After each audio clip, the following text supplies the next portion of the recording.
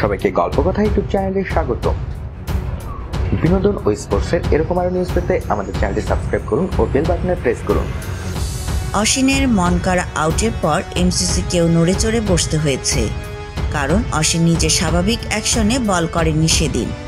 ওই বলের সময় অশ্বিন বল ছোড়ার ভঙ্গি যখন করেছেন তখনও ক্রিজে ব্যাট ছিল জস বাটলারের।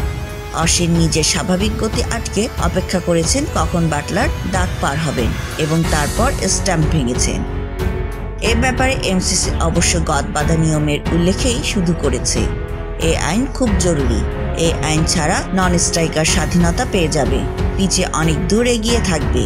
এমন কিছু আটকাতে অবশ্যই আইন দরকার।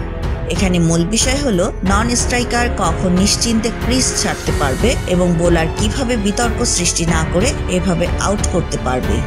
পরিষ্কার করে বলতে গেলে এ আইনে কখনো বলা হয়নি নন স্ট্রাইকারকে সতর্ক করতে হবে, এবং এটাও বলা হয়নি একজন নন স্ট্রাইকার ক্রিজ থেকে আগে বের হয়ে সুবিধা নিতে চাইলে তাকে আউট করা ক্রিকেটীয় চেতনার বিরোধী। আইন যে দরকার সেটা বুঝতে পেরেছেন সবাই। এতদিন সবাই শুধু ক্রিকেটীয় চেতনার কথাই বলতো, তবে অশ্বিনের ঘটনায় তো কিছু অস্বাভাবিকতাও আছে। অশ্বিনের অ্যাকশন ও শরীরী ভাষা দেখে অধিকাংশ ক্রিকেটারের সিদ্ধান্তে পৌঁছেছেন ওই বল করার কোনো ইচ্ছা তার মাঝে ছিল না। বল করার ভঙ্গি করে থেমে যাওয়া বাটলার বুঝতে পারেননি যে তিনি বল ডেলিভারির আগেই বের হয়ে যাচ্ছেন। ক্রিকেটের আইনের 41.16 ধারা বিশ্লেষণ করে এমসিসি বলেছে এটা আউট কি আউট না সে সিদ্ধান্ত নিতে হতো অশ্বিনের শরীরী ভাষা দেখেই। এমসিসির ভাষায় অশ্বিন বল করতে চাইছেন নাকি চাচ্ছেন না এটার উপর নির্ভর করেছে সিদ্ধান্ত।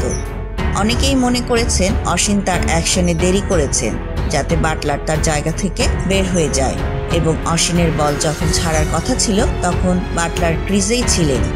এটা যদি ইচ্ছাকৃতভাবে দেরি হয় তবে এটা অবৈধ এবং ক্রিকেটীয় চেতনা বিরোধী।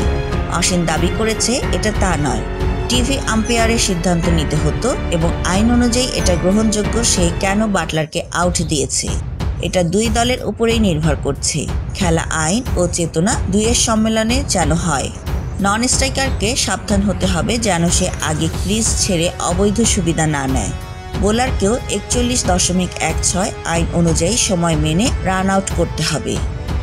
এমসিসি বিবৃতিতে ব্যাপারটা খোলাসা না হয়ে ব্যাপারটি আরও জটিলই হলো, তাই নয় কি? তো বন্ধুরা, এ বিষয়ে আপনাদের মতামত কি তা জানিয়ে দিন আমাদের কমেন্ট বক্সে। সবশেষে ভিডিওটিতে লাইক ও শেয়ার দিয়ে আমাদের সাথেই থাকুন। ধন্যবাদ।